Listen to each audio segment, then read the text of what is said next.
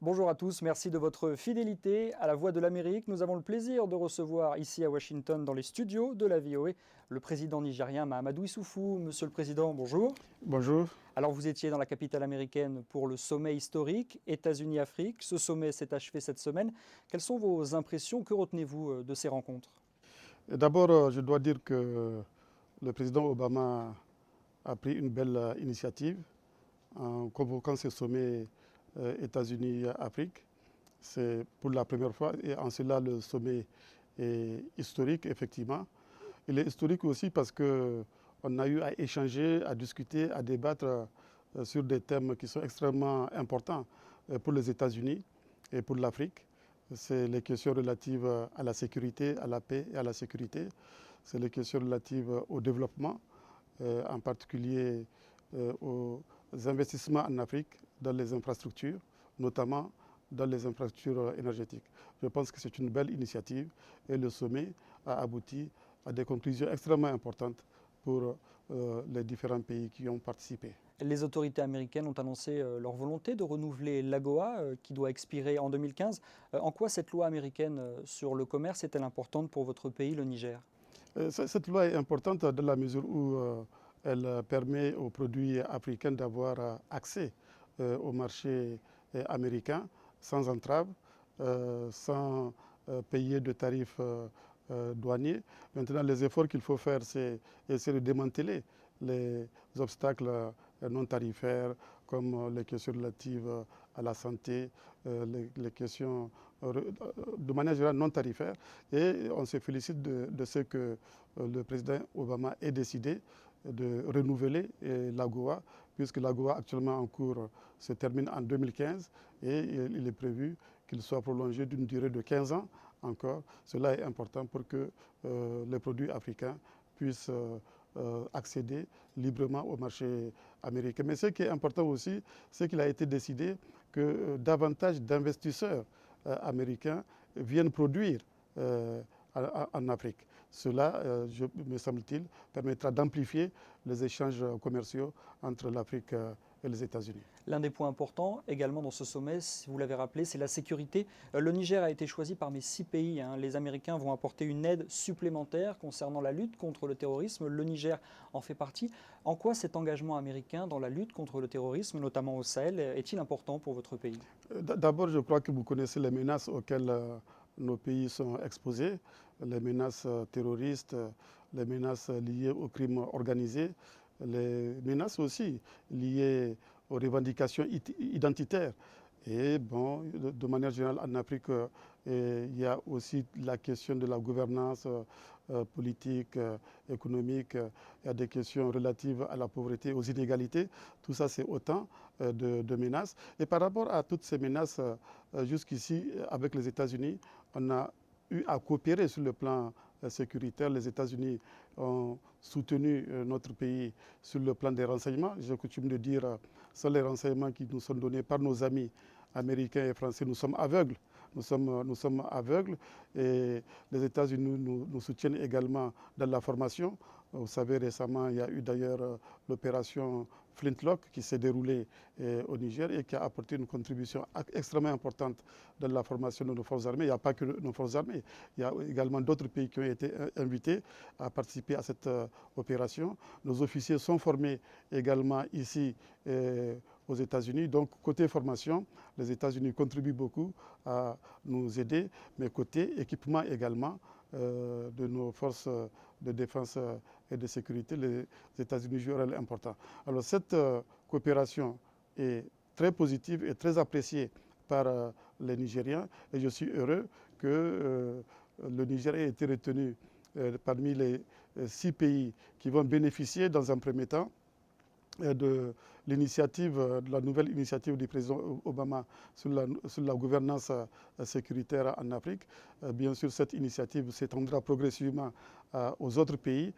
Pour l'instant, c'est 6 pays qui sont concernés. Le Niger, vous l'avez dit, le Nigeria, le Ghana, le Mali, ça c'est en Afrique de l'Ouest, au Maghreb et à la Tunisie. Et en Afrique de l'Est, il y a le Kenya.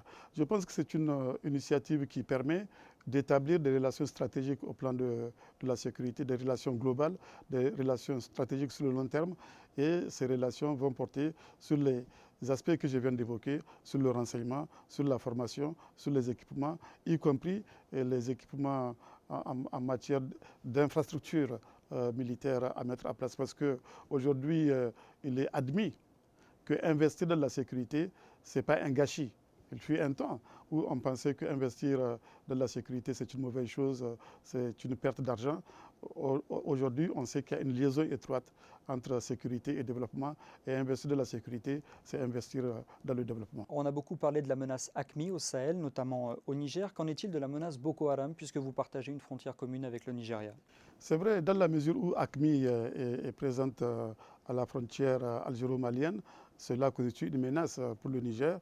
Mais sachez que le Niger, qui est entouré par des pays qui sont exposés à ces menaces-là, est un pays qui est en paix et en sécurité. Nous avons su, depuis 3 ans et demi que nous sommes en place, garder nos frontières et créer les conditions de la sécurité des personnes et des biens à l'intérieur de notre territoire. Je dis ça, c'est important d'insister. C'est à l'intention des investisseurs qui souhaitent venir investir au Niger, qui peuvent avoir des craintes.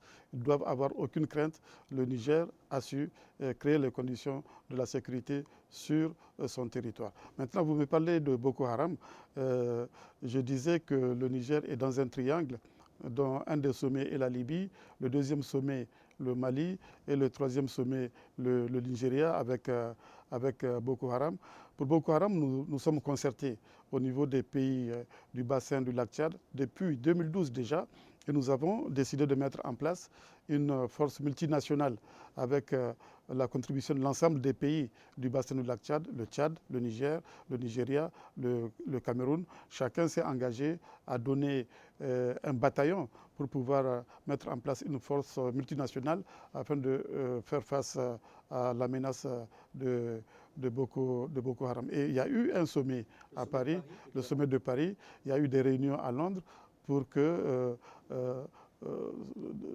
ces concertations aboutissent à la mise en place d'une mutualisation des capacités de renseignement et des capacités opérationnelles des différents pays. C'est ce qui est en cours actuellement. Mais est-ce que, par exemple, êtes-vous au courant, y a-t-il des membres nigériens de Boko Haram? Je n'ai pas d'informations sur la présence des membres nigériens de Boko Haram, mais nous restons vigilants. En tout cas, côté Niger, nous avons suffisamment renforcé notre présence dans la région qui est frontalière de l'État de Bornou, de l'État du Yobe, de l'État d'Adamawa, où la présence de Boko Haram est importante. Nous avons pris beaucoup de dispositions pour renforcer nos capacités de renseignement et nos capacités opérationnelles, notamment dans la zone. Vous avez beaucoup parlé de la Libye. N'y a-t-il pas un paradoxe dans votre position? Vous demandez une plus forte intervention de la communauté internationale, mais pas une intervention militaire. Est-ce conciliable? Il n'y a pas de paradoxe. D'abord, s'agissant de la Libye, je voudrais rappeler ici qu'à l'occasion du sommet du G8 qui a eu lieu à Deauville en 2011, j'avais prévenu qu'on courait vers une situation extrêmement difficile en Libye. J'avais dit qu'il fallait faire attention, il ne faut pas que la solution qu'on veut mettre en place en Libye soit pire que le mal. Et pire que le mal, je voulais dire par là, il fallait faire attention que la Libye ne se somalise pas. Il fallait faire attention également que le pouvoir en Libye ne tombe pas entre les mains d'intégristes, entre les mains de salafistes. Aujourd'hui, nous avons une situation extrêmement compliquée en Libye. Et moi, nous, on est de ceux qui pensent qu'il faut premièrement neutraliser les milices qui sont en rivalité, qui s'affrontent en Libye et qui affrontent également le pouvoir central en Libye. Et il faut aussi mettre en place une réconciliation, y compris avec les kadhafistes. Et enfin, il faut, comme vous l'avez rappelé, envoyer une force internationale. Donc vous êtes pour l'envoi d'une force internationale? Si les Libyens le souhaitent, il me semble que cela sera d'une grande utilité que soit envoyée une force internationale. Maintenant, sous quelle forme cela prendra, c'est des modalités qu'il va falloir examiner. Vous avez parlé de la coopération militaire avec les États-Unis. Il y a évidemment un grand partenaire pour vous également, c'est la France, et notamment l'opération Barkhane, avec Niamey comme l'une des bases principales. Certains ont pu parler de néocolonialisme avec évidemment la présence française militaire au Niger et également les contrats d'uranium avec Areva. Quelle est votre réponse? Écoutez, ça peut donner cette impression. Euh, je regrette que 50 ans après nos indépendances, qu'on ne soit pas capable d'assurer notre sécurité. Et nous sommes aujourd'hui à l'état des rapports de force qui existent à l'intérieur de nos pays entre nos forces armées et les terroristes, le crime organisé. Nous avons besoin de coopérer avec ceux qui ont les moyens, ceux qui ont les moyens de renseignement, ceux qui ont les équipements et ceux qui ont les moyens de renseignement et les équipements, c'est les pays que vous venez de citer, la France notamment, les États-Unis. Et je vous donne un exemple, c'est l'exemple du Mali. Sans l'intervention servale, on n'aurait pas contenu l'avancée des djihadistes sur Bamako. Si la France n'était pas intervenue au mois de janvier 2013, aujourd'hui, les terroristes seraient à Bamako et peut-être à Niamey et peut-être à Abidjan, à Dakar, etc. Donc, personne ne doit nier l'utilité de la coopération entre nos pays, sur le plan sécuritaire, j'entends, entre nos pays et la France et les États-Unis. Cette opération Serval a été très bénéfique, a permis d'affaiblir les terroristes au nord Mali, mais ces terroristes ne sont pas vaincus. Les menaces existent. Pour certains d'entre eux, ils sont allés se réfugier en Libye. Et vous avez évoqué la menace de Boko Haram. Donc les menaces sont présentes. Nous avons encore besoin de coopérer. Et c'est pour cela que nous saluons cette opération Barkhane qui a été décidée par la France. Pour revenir sur les relations franco-nigériennes, il y a évidemment cet accord avec Areva, un partenariat que vous souhaitiez gagnant-gagnant, vous souhaitiez améliorer les rentrées fiscales pour l'État nigérien, mais le site d'Imouranem est encore reporté au niveau de son exploitation. N'est-ce pas là l'une des carences de ce renouvellement du contrat? Il n'y a pas de carence. Le contrat que nous avons conclu, négocié avec Areva pendant des mois, est un contrat équilibré.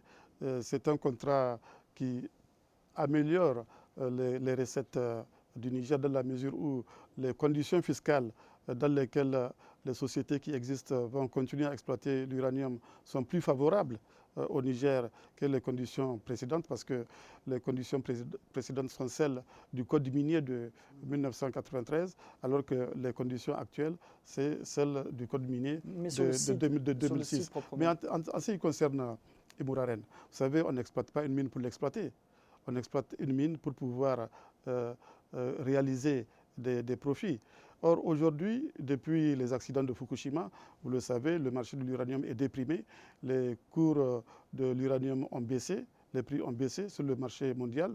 Nous n'allons pas mettre sur le marché une nouvelle production qui va encore déprimer le marché et qui reviendrait, en fin de compte, pour les Nigériens, à brader leurs ressources naturelles. Nous n'avons pas à brader nos ressources naturelles. Nous allons attendre jusqu'à ce que le marché s'améliore. En ce moment-là, nous pourrons mettre en production Imouraren et créer les conditions pour que le Niger puisse profiter au maximum de ces ressources naturelles. Lors de la visite de François Hollande à Niamey, il y avait eu des arrestations très brèves de membres de la société civile qui voulaient manifester. Il y a eu également auparavant des arrestations de certains journalistes. Certains dénoncent un climat délétère au Niger. Que répondez-vous? Il n'y a pas de climat délétère au Niger. Le Niger est un pays démocratique. Regardez le classement du Niger du point de vue de la liberté de la presse. Vous allez vous en convaincre. Le Niger est un des pays les plus libres d'Afrique. C'est un des pays les plus libres du monde. Et d'ailleurs, dans le classement des Reporters sans frontières, du point de vue de la liberté de la presse, tenez-vous bien, on est classé avant les États-Unis. Et avant les États-Unis, avant